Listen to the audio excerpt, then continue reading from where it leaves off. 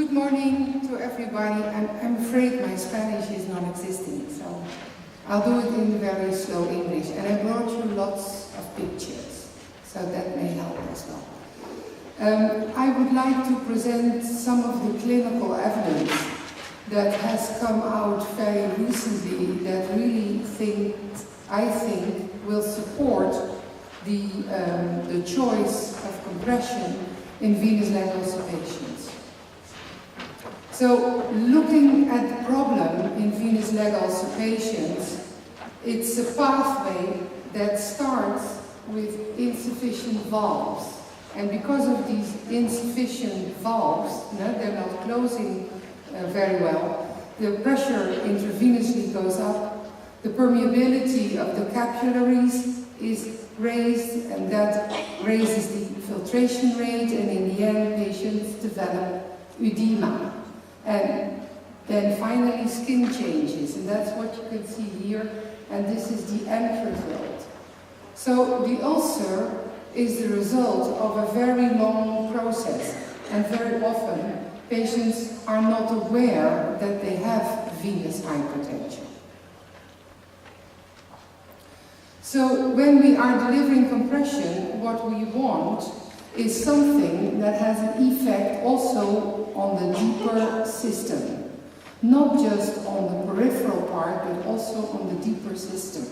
So we want a compression system that can stay in place for 24 hours. There's lots of research that supports that systems that don't have to be removed for the night are much more effective.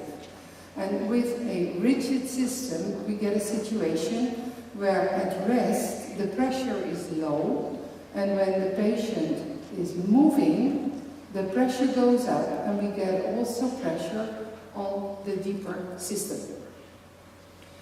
So that's not just theory, that's something that we have measured in an in vivo study with healthy volunteers. We took a 4-layer bandage system, that's what you see here. It has padding, it has a fixation bandage, a very thin elastic bandage, and a cohesive bandage. This short stretch bandage is this bandage that is reusable. You can put it on, then take it off and wash it, and there's enough in one kit for 24 weeks. This is an elastic bandage system, and this is a therapeutic compression system. So it's not stockings, it's a therapeutic compression system that has a rigid component. So we use this device, this probe. Now you see different sizes. We took this size, put it at the B1 anatomical point, and then put the bandage systems on and measured the pressure. And in supine, when laying down, we showed that the elastic system has very high pressure levels. You know, when you consider that the arterial pressure is about 30 millimeters of mercury, you can imagine that if you would leave that system in place during the night, that would cause issues such as ischemia. And that is the key reason why we're saying nowadays, with all the knowledge that we have, for venous leg ulcer patients, now I'm not talking about sports, about injuries, post-surgery, I'm just talking about venous leg ulcer patients.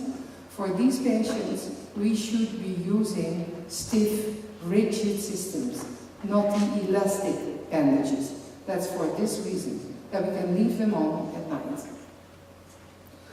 When patients are walking, you see that the stiffer systems have much higher levels of pressure. And when we are calculating the stiffness index, which is a very good way of understanding whether the stiffness will be maintained over time, you can see that the elastic system, the red one, is going down. And this is just over 4 hours. If I would show you the results for a week, you will see that after the second day, the pressure levels are below 10, and they are no longer therapeutically valid levels. whereas the two rigid systems, the blue one and the purple one, they stay almost in the same range. And the blue one, the cotton bandages, they will be able to maintain this for a week or longer. So in conclusions, we measured 4 of these systems, and we confirmed what we have seen in the clinic also, that the best choice for venous leg ulcer patients is the system that is rigid. And there were 2 systems that were rigid. The 4-layer bandage and the big box with the cotton bandages. The tubular system may have value, but in the very acute phase, or in patients that have a lot of edema, it probably won't fit properly, and that is not a good thing for the patients.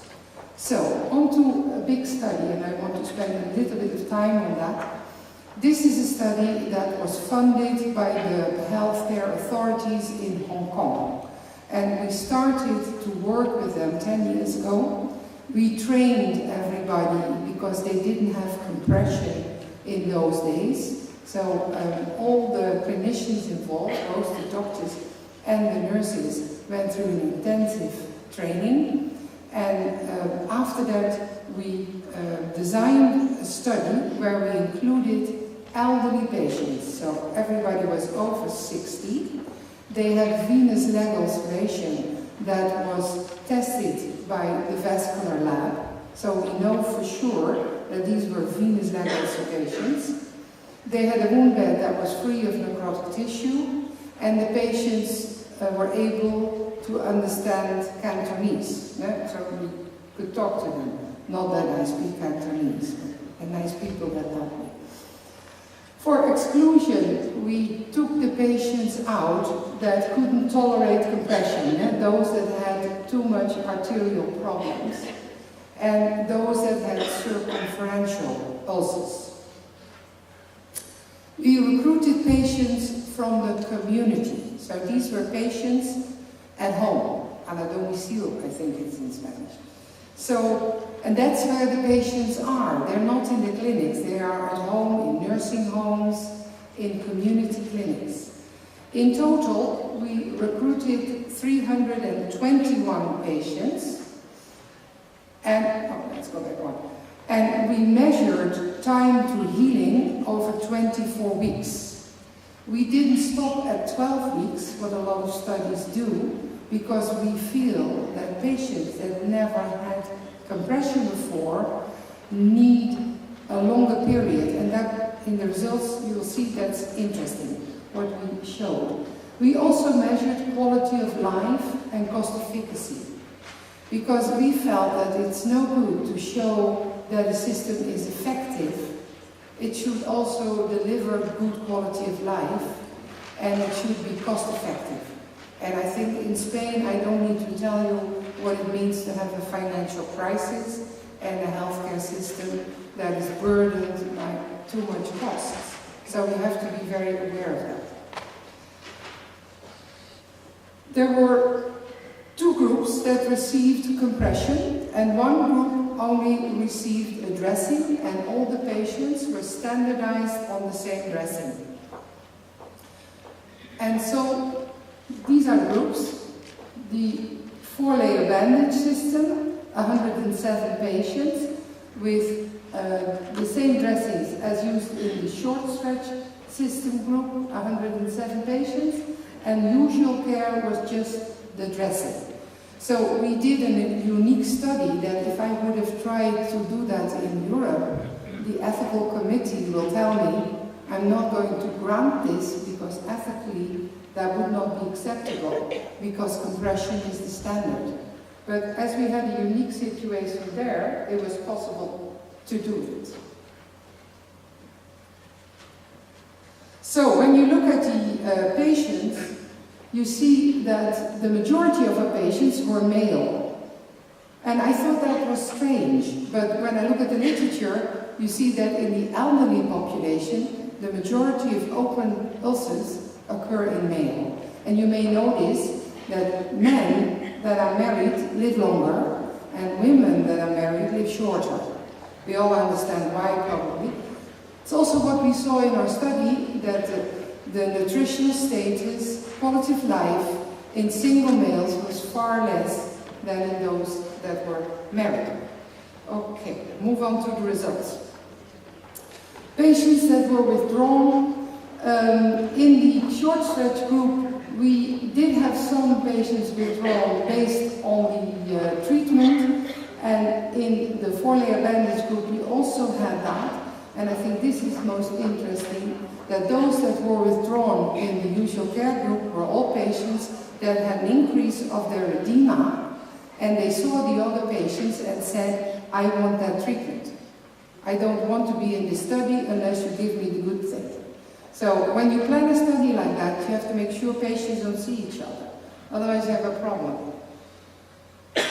In some patients, we measured the interface pressure, and we showed that the short stretch bandage system had significant difference levels and also remained those over time, although the other bandage system didn't do bad either.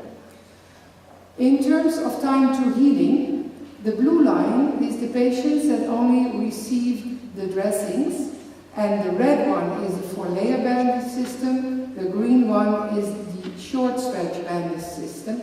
You can see with the Kaplan-Meier survival analysis plot, which is a very rigorous test, that we show a large difference, and the pattern of reducing the size of ulcer was faster in the stiffer system. When we look at area reduction, you can see that between the two compression groups, the green group had a much faster, significantly faster reduction of ulcer area. Both compression systems worked well. The stiffer one worked faster.